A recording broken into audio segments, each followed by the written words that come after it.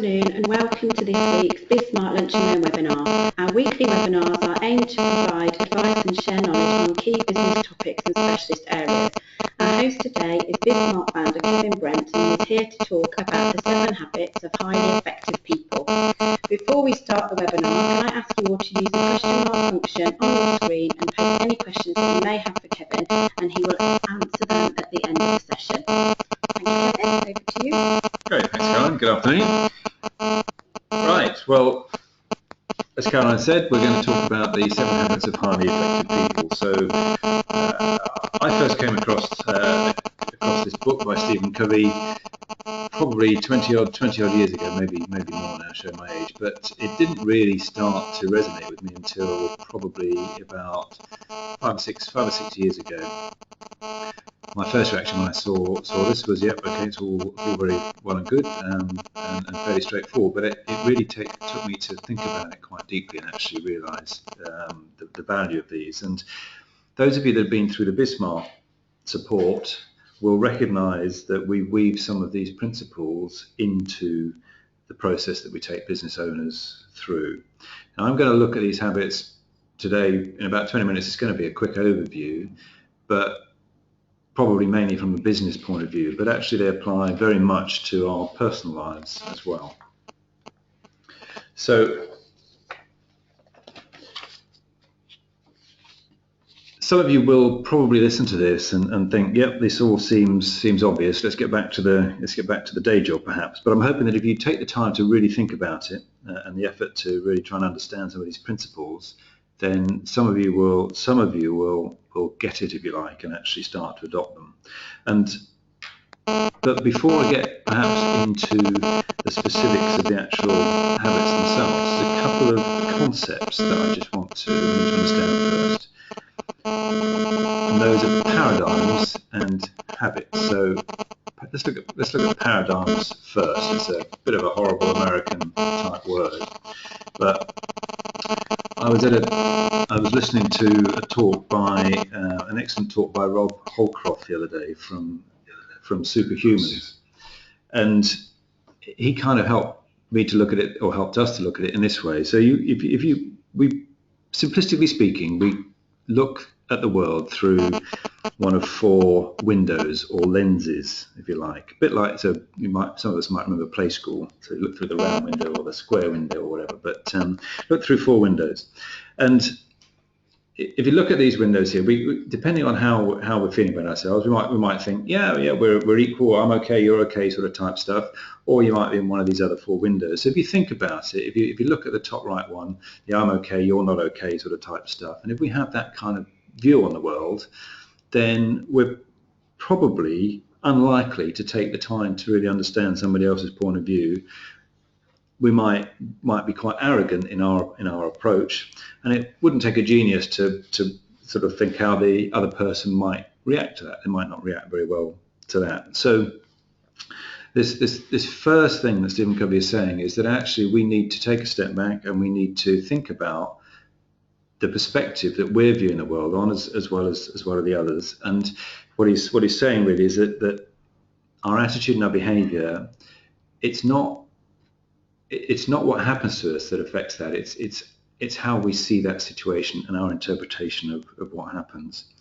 And it's this whole thing about taking a little bit of time to instead of just reacting emotionally, is actually to respond with a bit more thought about it, and that response should be based on our values rather than on the feelings. So quick whiz on paradigms. I might come back to that a little bit later, but that's the first thing. And the other then is habits.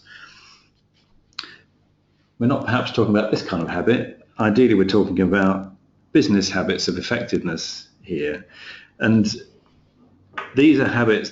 They're based on principles or values, but having a principle alone is not enough. We've got to make it into a habit. And so what's a habit? Well, to make something a habit, we need this interlocking of these three circles. We need to know what to do, we need to know how to do it, and we need to know why we should do it. If any one of those is missing, then it's not going to become a habit. So we've got the knowledge, we've got the skills, and the attitude. So if, for example, we state customer experience as a core value of our business, we need to make sure that everybody in the organization knows what they should do, which should probably include measuring it, for example, but they also need to know how to do it, and they've got to want to do it or understand why they should do it. And I was saying, if anybody in the organization doesn't really quite have all those three, then it's not gonna happen.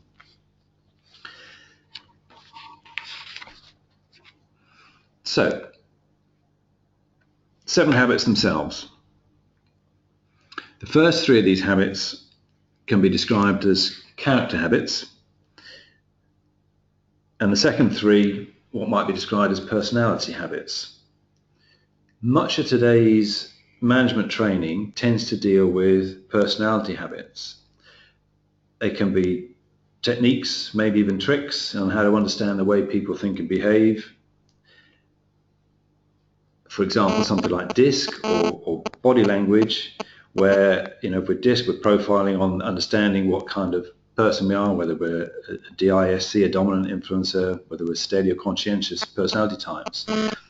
And they're all great and they're all powerful if used in the right way. But if our underlying character habits, which come from those first 3, are not there, we don't have that value base that we're working from, then these other personality habits can become a little bit manipulative and shallow. So you could imagine us in a sales role using some of these DISC things, using some of these body language type skills to actually manipulate somebody into the way that we want them to behave, rather than necessarily doing things in a way that's built from values. So they're great, but they need to be taken on board with the character habits, and that's why these habits are not a quick fix. They're not something that you can just simply say, right, that's it, I know exactly what I'm going to do, and it's all of a sudden I've sorted all my problems. They are something that we have to work on over time. But if you do, then they'll make a big difference. So let's have a look at those habits one by one. Habit 1 is all about being proactive. So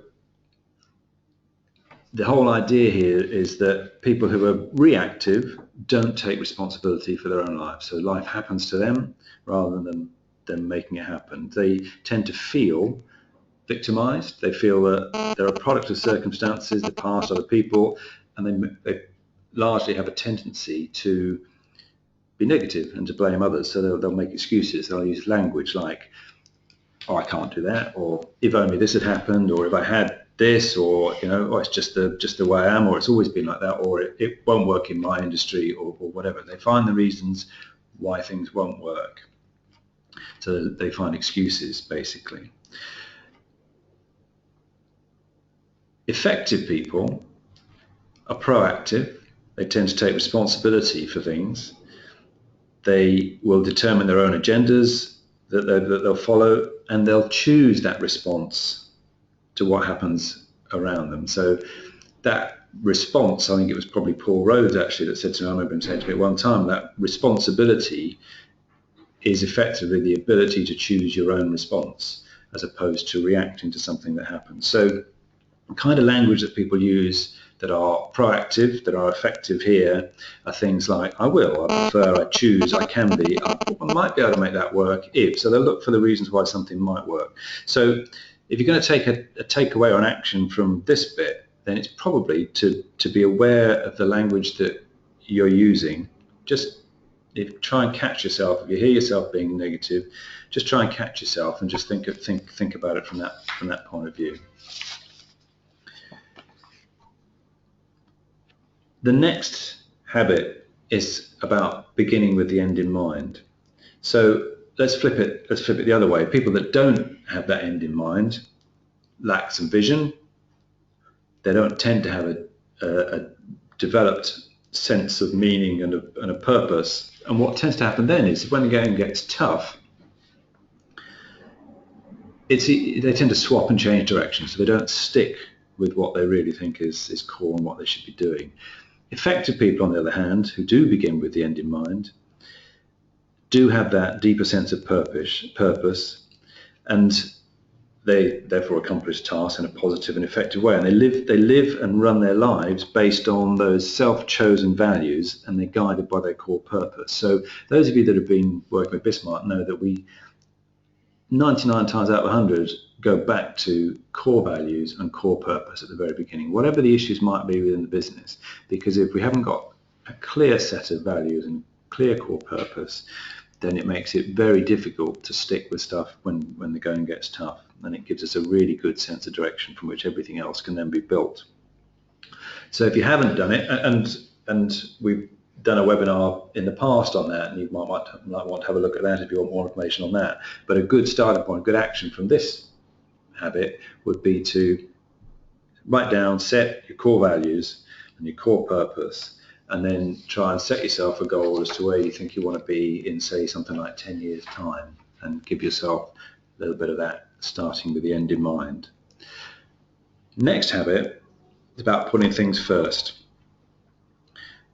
So again, this is the people that don't tend to do this, that don't have a clear idea of their priorities, end up firefighting a lot. So they're crisis managers, if you like. They might be unable to stay focused on the really high leverage, really important tasks, and get caught up in the thick of things and are driven by what's urgent, not necessarily by what's important. And those of you, again, that have worked with us probably recognize, some of you will recognize that that important urgent matrix, where you're looking at, are they important and urgent, or are they important and not urgent, and that kind of type thing. And it's really important to get a handle on that. So people that do put first things first tend to exercise more discipline. They plan and execute according to priorities, and they schedule their priorities. And this saying here is a really interesting one, because if you've got something that is a priority, it should be scheduled. It's not a case of doing a list and then prioritizing that list. It should be absolutely in your schedule, blocked off as time to do if it's a real priority. So, and one of the takeaways from this that you could think about doing is drawing that 4x4 matrix, with important, not important on one side, urgent, not urgent on the other, and in particular work out what should be in that box, which is the one that gets missed, which is the important but not urgent, because that's all of the longer term planning stuff. That's all the stuff that is going to make the 80% of the difference to your business over time. But what tends to happen is we get caught up in the important urgent box. So have a think about doing that. And you might also want to think about, there's a Olympian gold medalist called Ben Hunt Davis, a rower and rowing ace from Sydney 2000, who's written a book called Will It Make the Boat Go Faster? And the whole point of that is they examined everything they did with the sole principle of, will it make the boat go faster? And if they were doing something that they couldn't hand on heart say, yes it will, why are you doing it? And that's the kind of attitude that you would probably need to get within business, is everything we're doing, is it getting us to where we want to get to? So those are the first three habits, and they tend to lead to, they tend to help us to get from being dependent on other people to being independent. So we start to move the language of, you need to do this, or, you know, as I was saying, being reactive and making other people do the stuff, to I can do it. I should do this, and that's really what this is all about. So habit 1, being proactive. That's the habit of personal leadership. Habit 2, habit of personal vision, beginning with the end in mind. Habit 3, habit of personal management, putting first things first. The next 4 habits, a bit hard to read this slide, but the next 4 habits lead to interdependent relationships, and that's where it's much more the language of we. Okay, I'm going to go through these 4 habits again, one by one. So habit 4, thinking win-win. So again, let's flip it the other way. The people that don't don't think win-win have the mentality of what might be called a zero-sum game. They think that there's always a winner and a loser. So they're perhaps not so effective either in their communication skills, and they've got low trust and expectation of others. They always think they're right, think other people can't perhaps do it in such a clever way as they might do it. And they're a bit defensive, and they might be a bit adversarial in the way that they work with each other. And they tend to have, strong foot in one. It's, when they're negotiating with people, they tend to have a strong foot in their camp, and it's kind of like, go do it this my way or no way sort of type stuff. People who think win-win, on the other hand, understand that actually it's not always about a winner and a loser, that there is probably enough around for a spirit of cooperation to work. So they've got much higher levels of trust with others, and that tends to lead to much more rewarding relationships and a greater power to influence. But it's important to understand that's not a position of weakness. It takes a lot of strength to get to a win-win solution. It's not an easy option most of the time, and sometimes it is necessary to accept the fact that there is no deal. That is a potential option. Agree to disagree, if you like. It's not always possible. So the actions to look for here again is to be aware of that. Try and think ahead from the other person's perspective. Put yourselves in their shoes first. Imagine what might be good for them. But just start with any kind of relationship, whether it's a negotiation or business relationship, whatever it might be, from that win-win position or attitude. And this habit 5 works very much with that as well, about seeking first to understand and then to be understood. And I think this is a really important one. It's relatively straightforward to understand what this means, and it's easy to implement this in practice, or at least it's easy to stop yourself doing the opposite. So people, again, flipping it the other way, people who seek first to be understood put their point of view first without really attempting to understand others. So it's all about, this is what I think we should do. They blindly say what should be done, and that comes from their own autobiography, from their own view in the world, if you like, without first diagnosing the problem. You might say, I don't understand my teenage son. He won't listen to me. Well, that's exactly the kind of language that is the wrong way around here.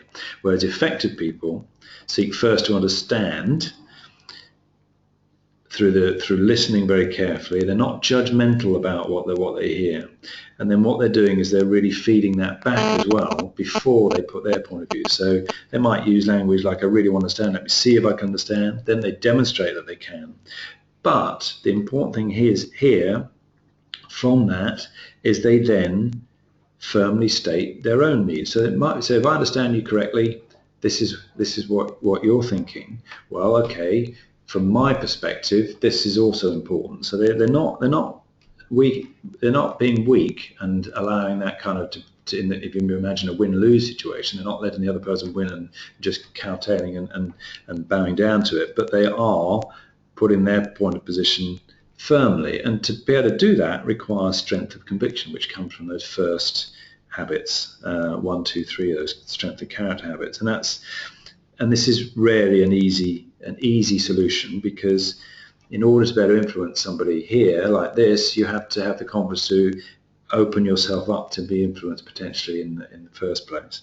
So the action here is to catch yourself, try and stop yourself jumping in and putting your point of view first. Catch breath, try and ask the other person to put their view first, and really try and understand it. Don't just switch off when they're saying it, but actually try and listen to it, understand it, feed it back, just confirm that you've understood it properly, and then once you've really got that, then you can put your view across. So next one that goes with that, synergize, another horrible American kind of word, I think, really, but the whole point here is that this is not a compromise. Compromise is a 2 + 2 = 3, or somewhere in between. It suggests that the solution is not quite ideal for either side. This whole idea this, what it's trying to get across here, is to get a solution which is better than perhaps either the individual solutions in the first place. So people who don't do this tend to compromise, they tend to fight, or they tend to give in. So they're either looking at a win-lose or a lose-win kind of situation, or maybe even a lose-lose. So ineffective people here believe that the whole is less than the sum of the parts, and they try to, and any differences might be looked upon more as a threat. So effective people here again understand that actually what we're doing, the whole is greater than the sum of the parts, and there's value perhaps in the fact that you have got a different point of view, and they understand that things are rarely black and white. It's rarely an either or, and even if something appears to be either or, it's presented to them in an either or situation, they'll ask, well, what else? Is there another way, or how else? So the action from this is, if you're quite looking at this kind of, if you're in this situation, is to try and again stop, think out the box, ask yourself, what else? Is there a better way? Is there another solution than the ones that we seem to be stuck with that are on the table? So that's that one. And then the last habit is all about what Stephen Covey calls sharpening the saw. So, you know, are you too busy to sharpen that saw and cut through that wood nice and quickly? And a lot of us, again, this is a really difficult one to do in that we get caught up in our work, and things that are important to us that might help us to keep our skills up to date may get left, and we need to build this as a habit as well. So again, ineffective people here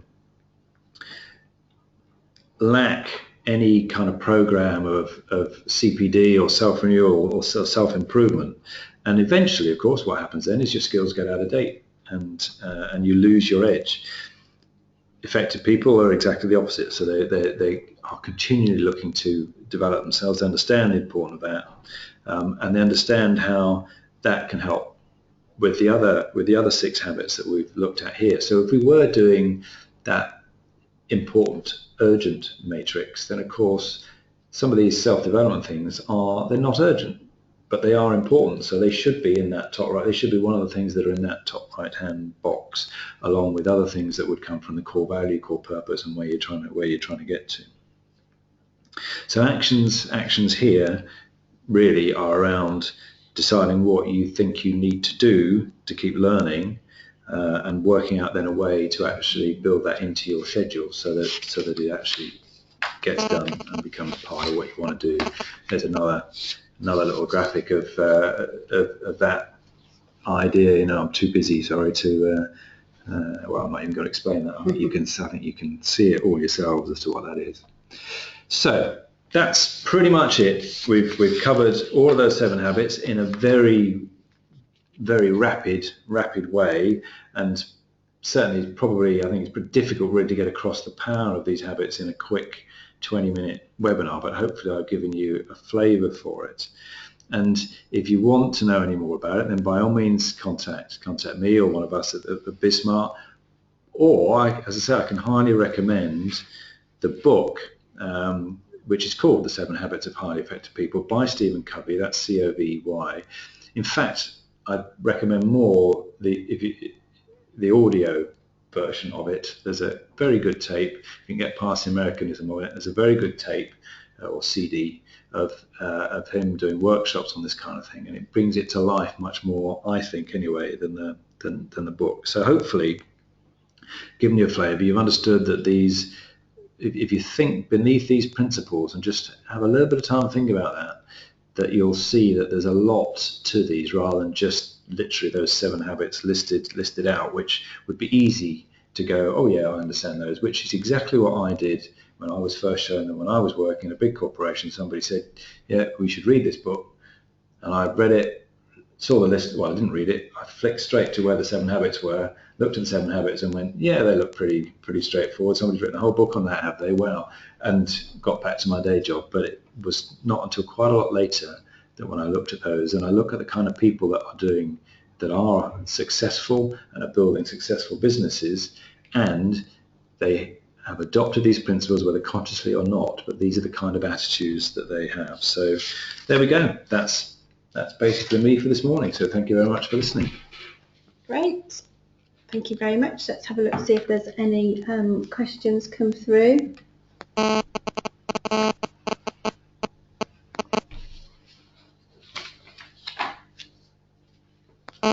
Okay, great. You've got your first question that's come through from Simon, and he asks, you mentioned these principles apply to personal as well as business. Can you give an example of how starting with the end in mind might apply to my personal life? Okay, thanks, Simon. Okay, starting with the end in mind. Well, I think it's from a business point of view. We might think, yeah, that's obvious. We've talked about core values, core purpose, but also every discussion, every negotiation, everything you're doing, you want to be thinking about, okay, what's the point of this? You know, will it make the boat go faster? What is the end in mind from that point of view? From a personal point of view, Stephen Covey actually gives a really good example on his CD about this, which is you're walking up to a funeral.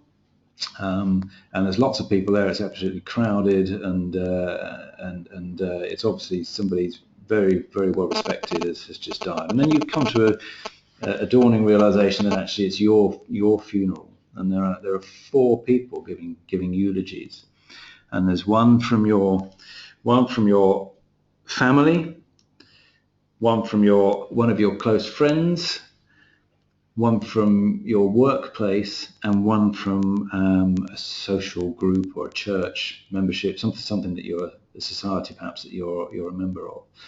And the exercise here really is to imagine those 4 people and what you would like them to be saying about you on your funeral. Sounds a bit morbid, but actually if you really want to start with the end in mind, there's not much more of an end than that. So and really if you know what kind of person you'd like people to think you are, and you can write a little eulogy for each one of those people, then you've got a pretty good roadmap for your life. Right.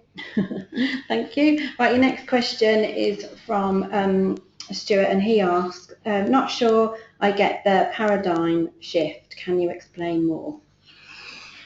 Yeah, I think that's okay. Paradigm again is saying it is a bit of an Americanism, but it's basically that perspective that we view things on. It's very easy to respond to something without really seeing it from somebody else's point of view, and obviously makes a huge difference. So,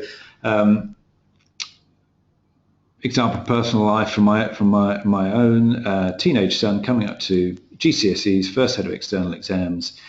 To mocks initially and whatever, and he wouldn't study, and I got frustrated quite basically, and tried to tell him how important it was that he should study and how he should learn from lessons that I learned perhaps when I was young and all this sort of stuff, and didn't seem to get any response. He just played on his Xbox and whatever else and not study, and I got really frustrated at one point, and I think I probably banned the Xbox.